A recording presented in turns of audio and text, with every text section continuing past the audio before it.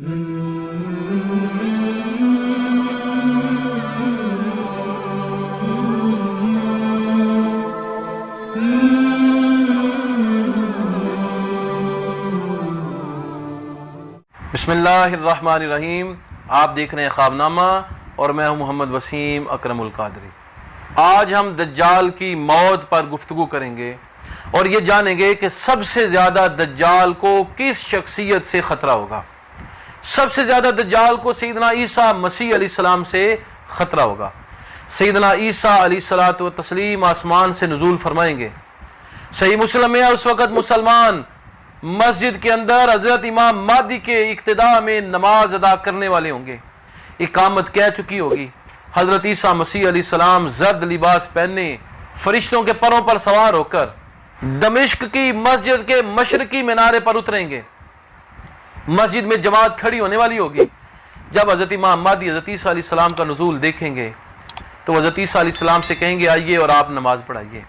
वो कहेंगे इकामत तुम्हारे लिए कही गई है तो तुम ही नमाज पढ़ाने के ज़्यादा मुस्तहिक हो। नबी मुकर्रम सल्लल्लाहु अलैहि वसल्लम ने फरमाया उम्मत मुस्लिमा उस वक़्त तुम्हारी कदर मंजिलत कितनी खूब होगी कि अल्लाह के नबी हज़रत ईसा अलैहिस्सलाम तुम में से किसी एक शख्स की इक्तिदा में नमाज अदा करेंगे। नमाज की अदायगी के बाद सैयदना ईसा अलैहिस्सलाम को मालूम होगा कि दज्जाल निकल चुका है।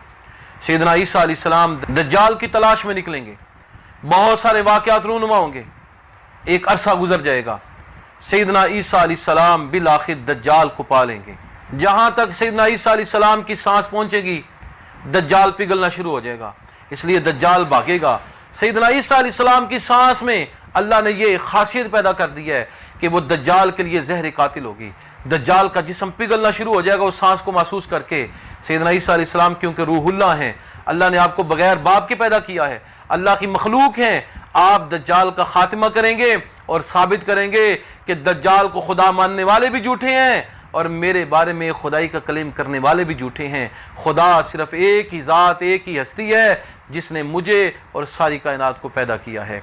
तो सैयदना ईसा अलैहिस्सलाम खुदाई के दावेदार दज्जाल के लिए मौत साबित होंगे।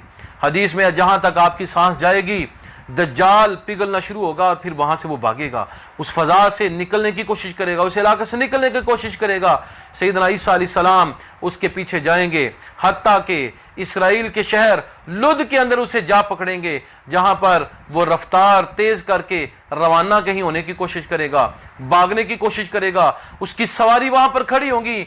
ऐन मकामे लुद पर हजरत ईसा अलैहिस्सलाम पहुंचेंगे और दज्जाल को पकड़कर अपनी तलवार से उसे कत्ल कर डालेंगे। दुनिया का सबसे बड़ा फितना अल्लाह के अफजल नबी हजरत ईसा मसीह अलैहिस्सलाम के हाथों ख़त्म होगा। सैयदना ईसा मसीह अलैहिस्सलाम का शुमार उलुल अज़म रसूलों में होता है। नबी मुकर्रम सल्लल्लाहु अलैहि वसल्लम के बाद जिन पैगंबरों का मकाम व मर्तबा बुलंद तरीन है उनमें एक सैयदना ईसा मसीह अलैहिस्सलाम हैं। तो हज़रत ईसा अलैहिस्सलाम के हाथों दज्जाल का फितना ख़त्म होगा। हज़रत ईसा मसीह अलैहिस्सलाम उसके बाद कई साल दुनिया पर हुकूमत करेंगे, फिर आपका विसाल मुबारक होगा और नबी मुकर्रम सल्लल्लाहु अलैहि वसल्लम की कब्र अनवर के पास आपकी तदफीन होगी।